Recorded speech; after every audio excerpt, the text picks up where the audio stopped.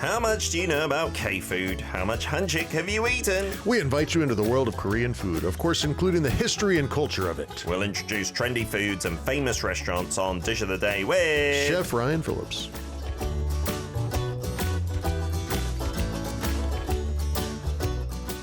That's right, every Tuesday Ryan comes in with a dish that is maybe timely, fitting for the season due to the ingredients being in season, or it just being fitting for the temperatures. I'd say the latter today. But before we get into that, Ryan, how are we doing? Did you have a good weekend? Had a good week since we saw you? Yes, busy. Been busy. Yeah, had some fun too. What's on your t-shirt today? Sweet Oak. Yeah, this is one of my favorite restaurants, man. In Korea? In the West? Yeah, right now they are taking a break though. Okay. Maybe for a whole year. Oh, wow.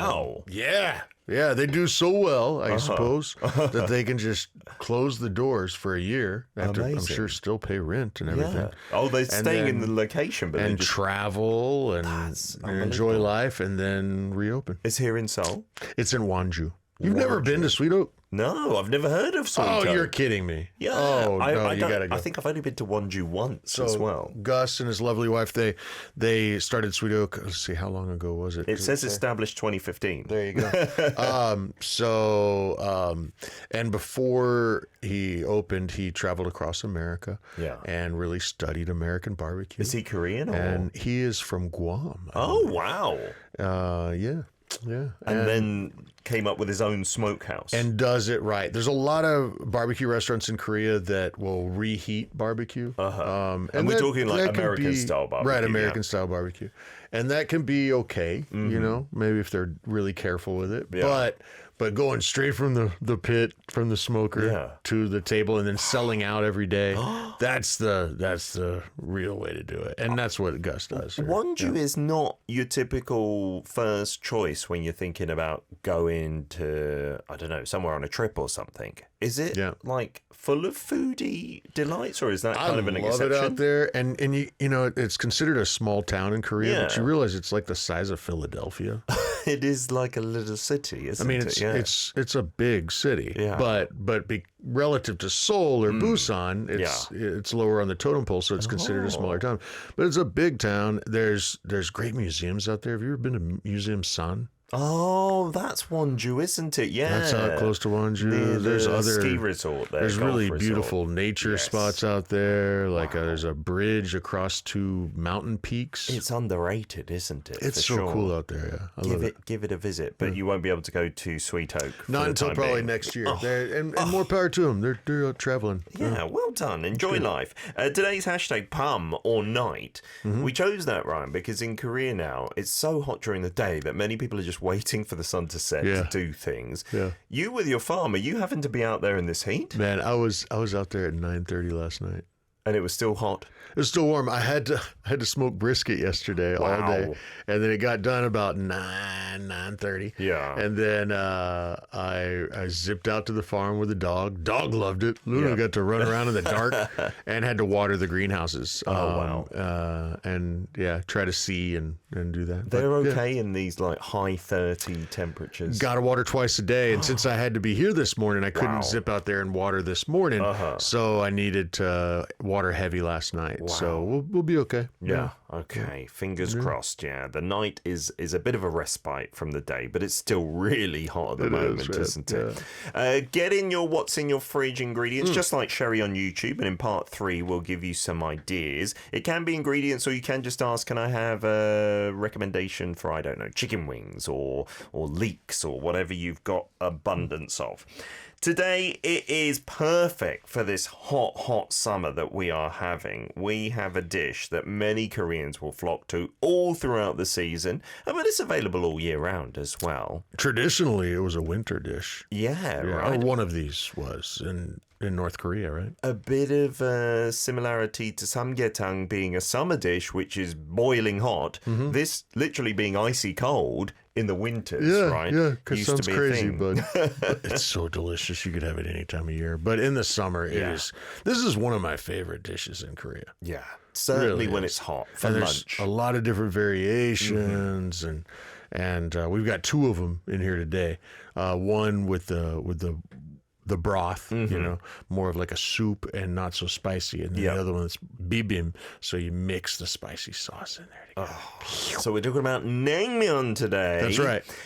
We'll get it on the tablet. Why don't we do the tablet first? Because I think it was last year, I had naengmyeon, and mulnaengmyeon maybe you know more because there's this watery broth. The noodles will soak up the broth, so the quicker you eat it, the better.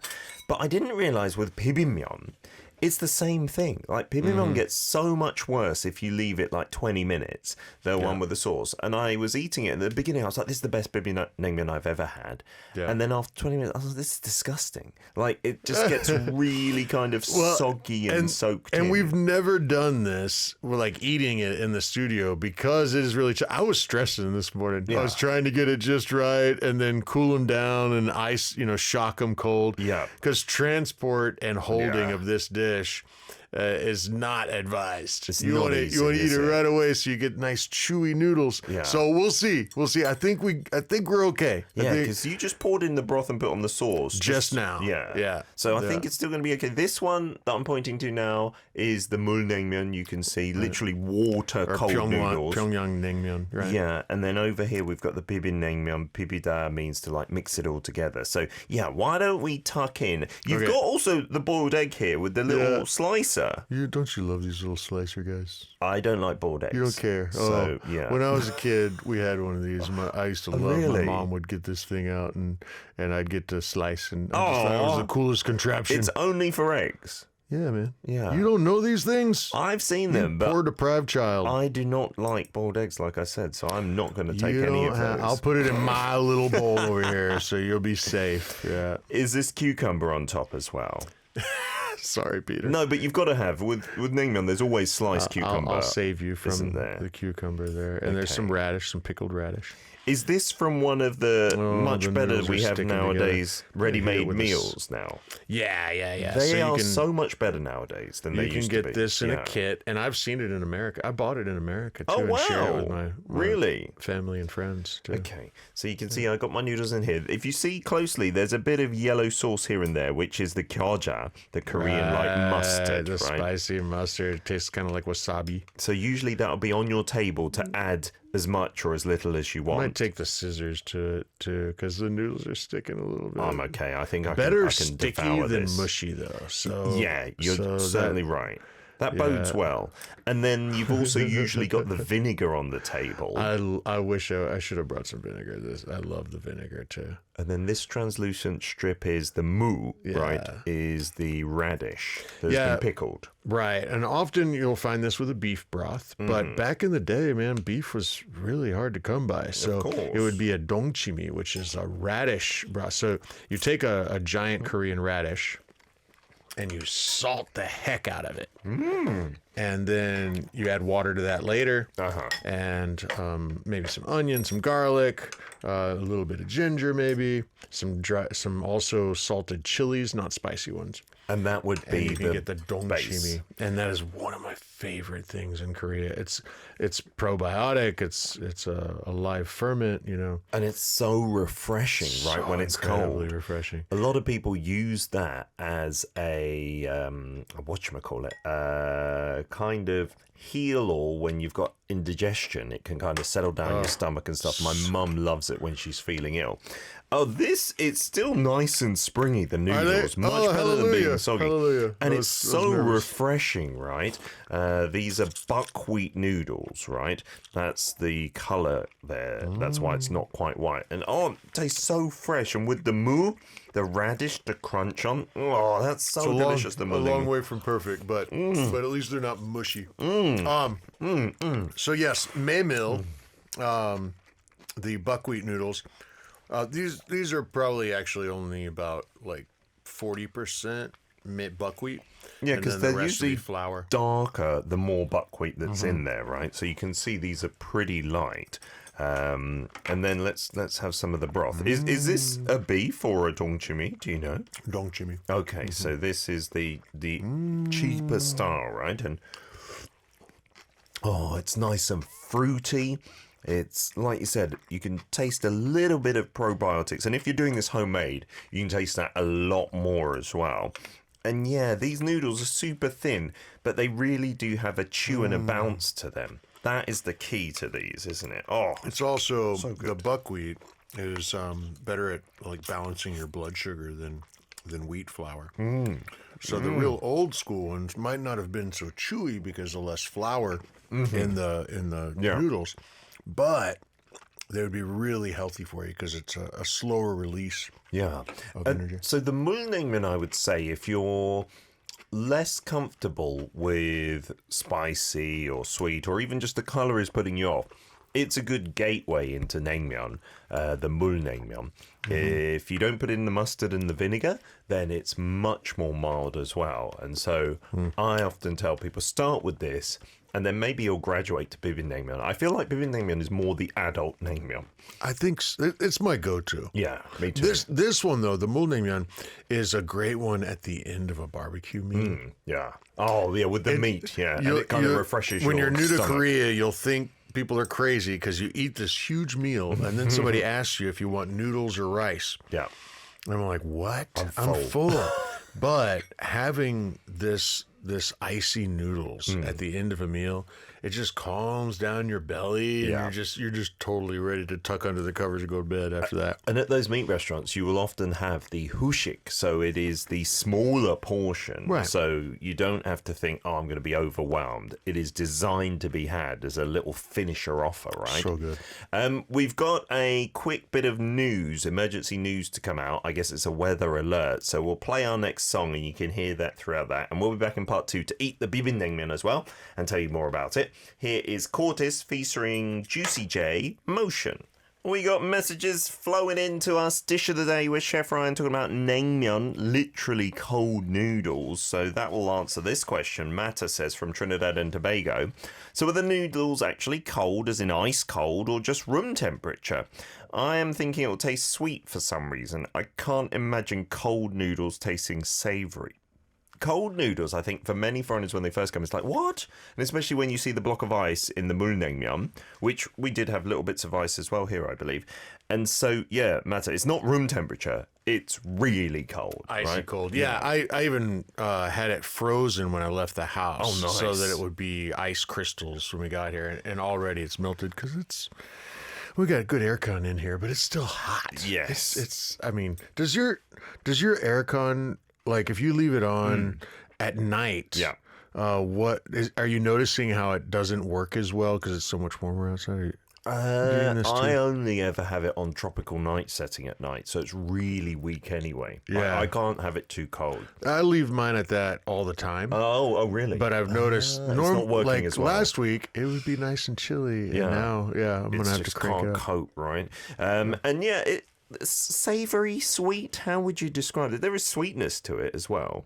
I find this to be incredibly savory. But the bibin, because of the sweet sauce, definitely gets some sweetness and spiciness too. Because of the red, it's not as spicy as what it looks like for sure. DQ says, I love naengmyeon. For me, I love the cucumber with this dish. It's just refreshing. Noodles are cold, fully cold, and I love it as part of my samgyeopsal spread, the pork belly, just like Ryan was saying. My Korean colleagues in Korea taught me this, and it became one of my favorite ways to eat it. And if you like, and I am one of these, I ask for the naengmyeon before all the meat is eaten, because usually it's afterwards. But if you have it together with little bits of meat, it tastes so much better. And you say you always have mulnaengmyeon. I can't take the bibim version. And there is this debate, like, are you bibimpa or are you mulpa? So do you like the watery one or the mixed one? I'd say go back and forth, right? Keep things interesting. But the best, though, is the godari naengmyeon. Oh. That's my favorite one. Is that the same as naengmyeon, or naengmyeon is slightly different? Oh, that one's really good too, though. Yeah. You don't see that as often, though. You kind of got to be out on the East Coast for that one. Yeah, the naengmyeon, like the raw fish. It's so good. But the godari you'll find everywhere, and that is a half-dried pollock. Sounds lovely, doesn't it? But it's in these little strips, no bones or anything. And it has this lovely, interesting texture because it's half dry. Yeah. And then it's in this spicy spicy sauce, and there's only a few little pieces in there. Yeah, just like with the naengmyeon. Man, it's so good. It's so good. It is. Siska says, I'm okay with the bibimnaengmyeon. We'll get it on the screen again, the tablet, as Ryan's going to cut it with the scissors. Yeah. This is another Korean thing, right? We use scissors because it works. It's so convenient, right? And you usually cut it in 2 halves, so into quarters like that, and then dig in. Siska says, I'm okay with the bibimnaengmyeon, but not mulnaengmyeon. It makes me want to put it in the microwave. Yeah, some people who see broth and noodles, they just can't fathom, it's going to be cold. And then Peter says, 배가 냉면 달라고 하네요. My stomach is asking for naengmyeon. Yes. It's perfect as a, what's it called? A brunch kind of dish on a summer day as well, I would say. Like now, it is working really well for me. And so, if we mix it together, this is what you're usually doing. I'll just do this for purposes of, showing you. You get it all evenly mixed up, the sauce and stuff. And because this is instant and it's had to travel, it is clumping together a bit. But I'm so glad it's not going all soggy. And that's the worst. So look at that. That's what you want. Yeah, if you ever go to a restaurant and their naengmyeon is mushy. Oh, no way. You can never go back there again. No. That is unforgivable. Can't even look them in the eye. A naengmyeon is a really reasonably priced dish. I mean, I guess you're looking at this and you're thinking there aren't too many expensive ingredients. This will still set you back only about, 8,000-9,000 won for a bowl, right? So maybe $5-6, something like that. Some places will put more beef and things on top of it as well. Usually you'll get at least one strip of, I think it's been frozen, right? Beef that is then put on there. It's cold as well, isn't it? Right. But it's not going to break the bank. How does that taste, right? Like, I love it. I love it. And man, these meal kits, you get 4 portions. Here's 2 portions here. 4 portions for like $8 or $9. That's some economy family feeding right there. Absolutely. And it doesn't take long to prepare or anything. You're boiling the noodles for a few minutes maximum, then straining them off, then rinsing them off with cold water to make them cool as well. 40 seconds. This is, that's all it takes. Because these noodles are so thin. If you're not watching the video stream, I don't know, that's like a millimeter or 2, right? And they're not going in dried. They're in little individual packets. And so they're already like wet, sort of fresh pasta. Yeah. But guys, you can make this yourself if you can find some. I like to get a really good quality meal. The buckwheat, the good buckwheat noodles, and yes, you boil them. It even from dried, you're only talking 2 or 3 minutes tops, and then you got to have your ice bath next to it and shock them back cold. Yeah, because one of the most important things for this dish is that it's nice and chewy. Yeah, and that only happens if you do that. If you shock them in the ice bath. Yeah, you have to. And then you got to serve it right away. So this is not the easiest dish to do for a huge group of people because you kind of have to do a few at a time. But man, this is one of my favorite things in the summer. Absolutely. Yeah, and this one, I got to say, I'm not like super good with spice by Korean standards, but by British standards, I am good with spice. There's a heat to this after you've swallowed it. There is definitely a sweetness, as Ryan said as well. So if you were to get your hands on some buckwheat or buckwheat noodles and you could do that side of things, making the sauce from scratch is not too bad. No, there's not that many ingredients. You're talking about some gochugaru, some Korean red chili flakes, a little bit of the broth to kind of thin that, to turn those flakes into more of a paste. So whether that's dongchimi or beef broth, it's okay. I like to use the sweetness of pear and apple in this. And they've usually got, although now because of the cost of living, they're very stingy and sometimes take it out completely, 1 or 2 strips of pear in here. Absolutely. Korean pear. Absolutely. Right? Yeah. But often a little bit of sugar is added, or also mulyeot, the rice syrup for that shiny. We've mentioned that many times. Yeah. A little bit of garlic. You always got to have garlic over here. A little bit of soy sauce and maybe some salt to season and a tiny bit of toasted sesame oil. Oh, okay. So that is it. And then you just mix that together. You put it on the noodles after you put them in a bowl. Boiled egg, little of Peter's favorite cucumbers, and maybe some pickled radish. And that is it. And then you mix it all together. And again, this doesn't sit very well, so you've got to eat it quickly. It's not like it's got lots of broth like the mulnaengmyeon one.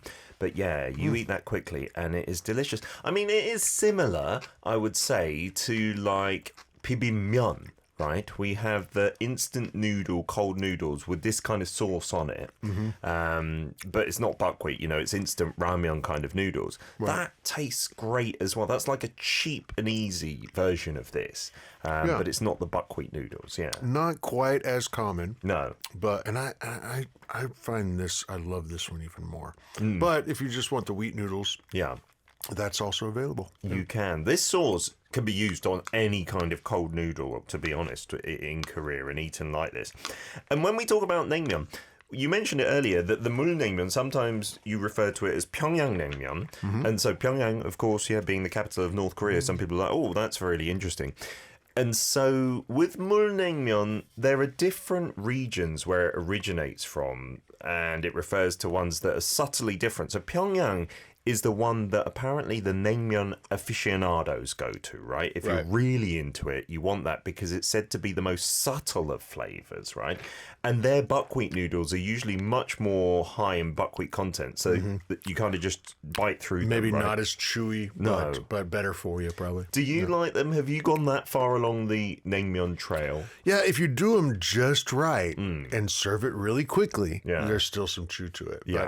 But yeah, you know how they were made too. It's interesting. Italian or even a lot of Asian pastas, they're stretched, they're pulled, or they're pressed. Yeah.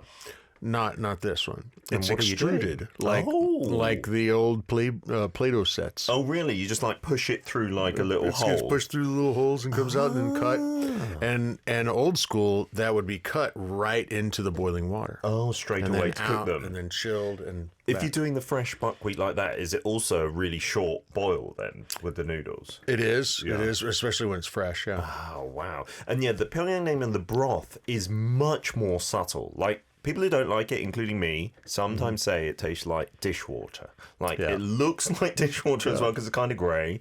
So I'm not into Pyongyang naengmyeon. I way prefer the hamhung naengmyeon, which is much more punchy, often with MSG in there as well. Right. And so I'm totally on board with that. That is it works. It does its job. Yeah, absolutely. And so give those a try if you want one or the other.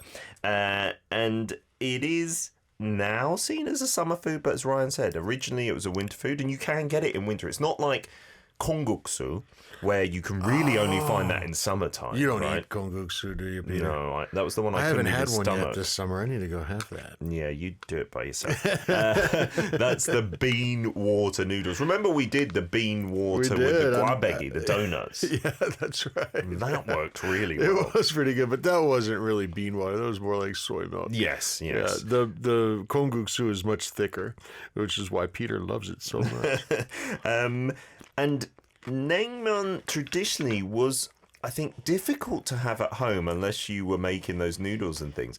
But now these meal kits, this is from a meal kit, so good. It's not quite the same as a restaurant for sure, but it's up there because when I was younger, they had just started to come out in the UK, and you try it and you'd be like, that's rubbish compared to what you get in a restaurant. But nowadays, that's not bad at all, is it? Pretty darn good. I was impressed. I don't usually buy meal kits, of course, but I was pleasantly surprised with this one for sure. Oh, I'm totally on board with these. Yeah, try it with some grilled meat. I really did find this at a Korean grocery store in Texas, and made it for my family.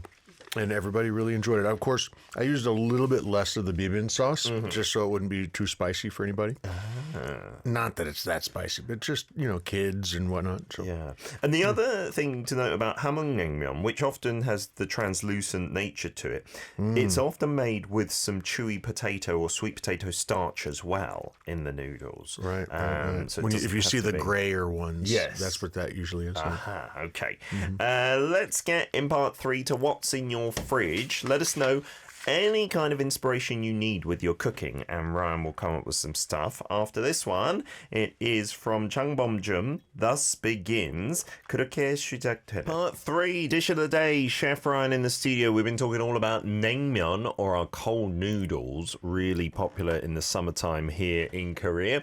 And this is a photo of what you might see at a nice naengmyeon restaurant, right? A lot of, I guess your bog standard ones will have the silver metal bowls. This one, where it looks a bit bronze, you know, you're going a bit more classy, I feel. That looks like Pyongyang as well. When you, but it does. To me, that looks like Pyongyang. Yeah, like the setting of it. The noodle color can be a deeper kind of brown at the Pyongyang places, but it looks like a classier one. And then we've got another photo, I believe, of the bibimnaengmyeon. This is the standard fare that you'll get, That's it, And then toppings could vary. You know, I've seen beef with them. Definitely, we mentioned the half-dried pollock, the godari, one of my favorites. But you got to have some pear slices in there.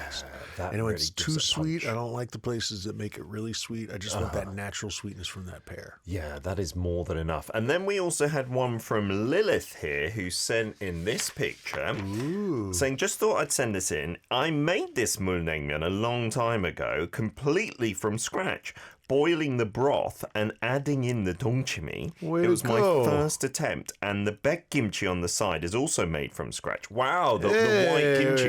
That's amazing. Go, that's awesome. And I wonder, did you find Korean gyoza, or is that English mustard?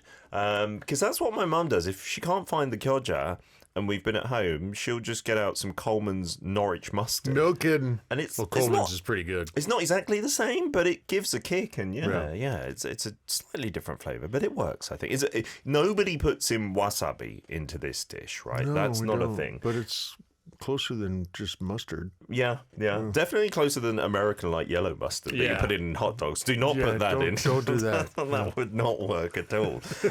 Although that's interesting, because with our 메밀국수, which is also buckwheat noodles that we cold in the summertime, but is like more akin to the Japanese soba, we put wasabi into there.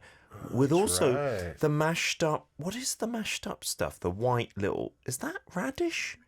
Yeah, and you really mash that up in that case, right? So it kind of like almost dissolves in the soup, in the broth. That's different. That's that fresh flavor.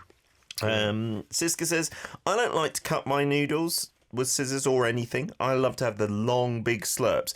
But with this naengmyeon, it's hard to go through and just bite it off with your teeth. No? I'm usually a one cut person. Yeah. Like some folks are two cut people, and two kinds of people in the world. There is difference. And I have heard some people who are really into their naengmyeon, they are like, don't cut it at all and just go for it. But it's not common to see that, I would say, Siska. But thanks for your feedback. And then DQ saying, I can take spice better now. I'm going to maybe try upgrading, don't know yet, into bibimnaengmyeon.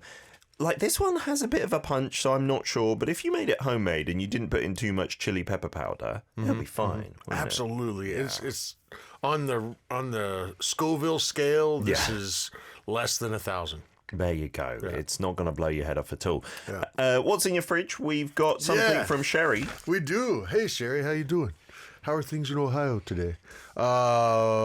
She says, I'd like an idea for making a Korean-inspired dessert to bring to a family function coming up. Ooh. Korean-inspired dessert. Summertime. It's coming up, so it's warm. Yeah.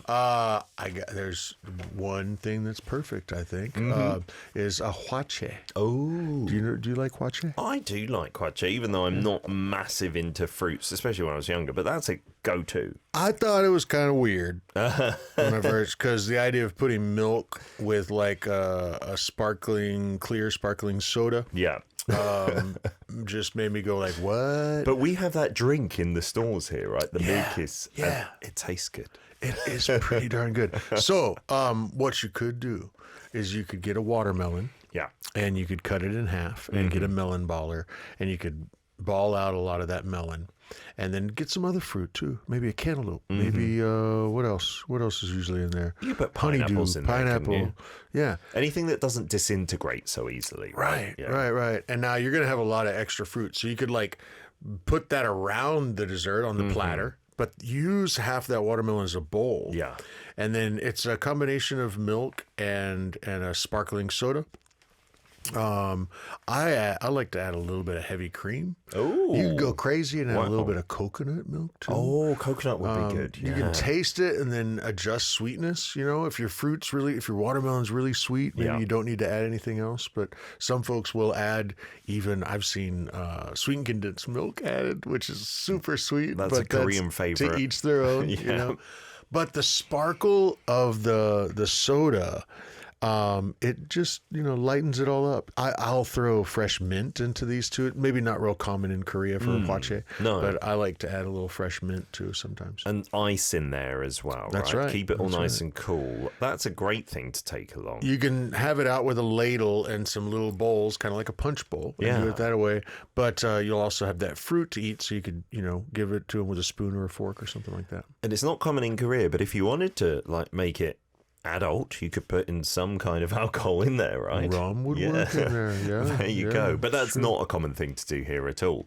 Halcyorino from Brazil says, I have just frozen cooked black beans, some apples, condiments, tomato, and cold water. That's all I have. Que é isso, cara? Que eu posso fazer com isso? How cooked and frozen black beans. Is that a better way to store them, to cook and freeze them, or just keep them dry? Well, you're not going to eat them. You don't want to go bad. Throw them in the freezer, sure. I've got a bunch of feijoada in my freezer right now that I need to use. Feijoada is the black bean stew from Brazil. Okay. What else was in there? Black beans, apples, tomato, condiments, and cold water. Oh, dear Lord. Could you have a black bean version of naengmyeon where you've just got a watery cold broth?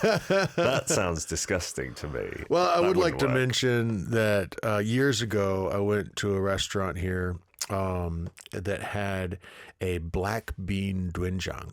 Oh, really? Yeah, that's not common. I'm gonna definitely try this. Okay.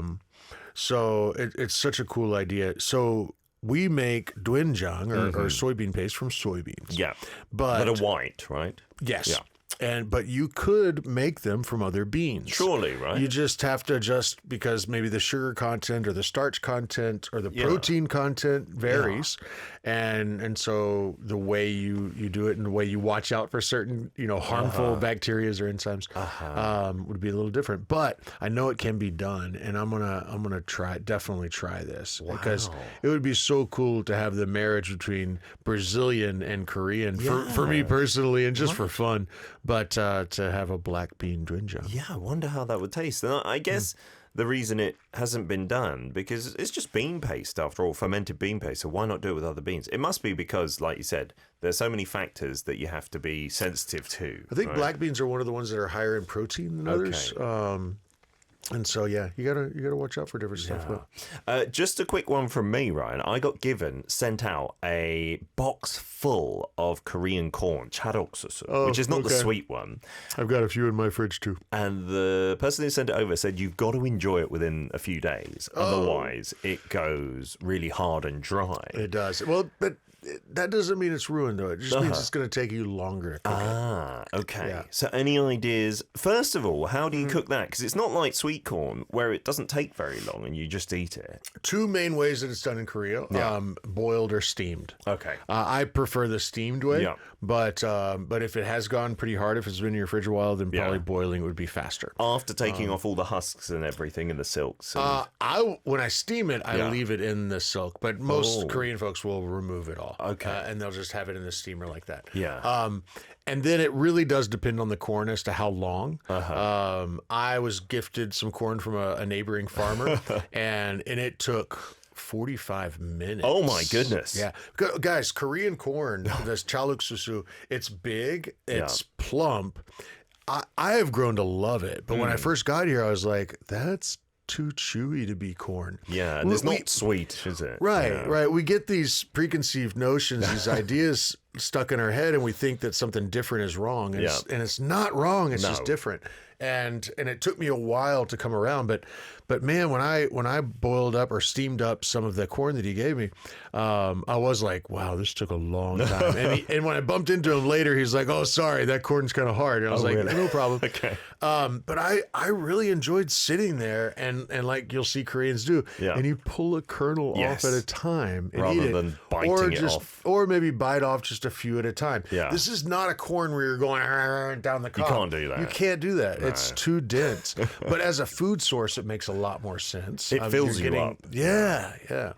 And really good stuff. How do you enjoy the chaluksusu? I've also come around, and I think of it as this is healthy for me, and I can have that as a big part of my lunch. Like I don't need anything else. Yeah, it's even sold in the convenience stores in vac-sealed packs. Yes, so you can just open that sucker and do they pop them in the microwave? Usually here you pop them in the microwave. Yeah, and then you can just like be driving around just munching on corn. And it's a healthy alternative for sure. If you ever come across it, give it a try like that. And if you do put a bit of butter on it, of course it makes it more tasty. But it's not a common thing to do here. Yeah, I'm thinking that now that I've come around, see, it depends on who your clientele is. Is it somebody who just got here, never had it before, or been here a while? But because I love Mexican elotes when you grill it, and then you've got like crema, like sour cream, and chili powder and lime. You're souping up the corn. Some like cheese over. Oh, God, it's so good. That does look Moorish. I think if you cut it off the cob, maybe, or even on the cob, I don't know. I think it would go. I think it would work. But when I first got here, I would never try that. No, but with all those tasty ingredients, that would work, surely. It would just be, if you had it on the cob, when you bite into it, it's much harder than you imagine. Yeah. So I may be taking it off. Maybe have to take it off. Or cut the riblets. Have you ever seen that? Oh, just little ones. Well, when you cut the kernels off the cob, go a little deep. Not so deep to where it'd be unpleasant to eat, but a little deep so it holds together. Oh, nice. And then you could season that up. Oh, I've seen those. And you can just eat the whole thing. Yeah. That'd be cool. That sounds nice. Ryan, thank you for scratching that itch for me as well. Have a wonderful week. I hope all the crops and you as well survive. Learning to love the heat. This to take you out. It's Hyogo with Lonely.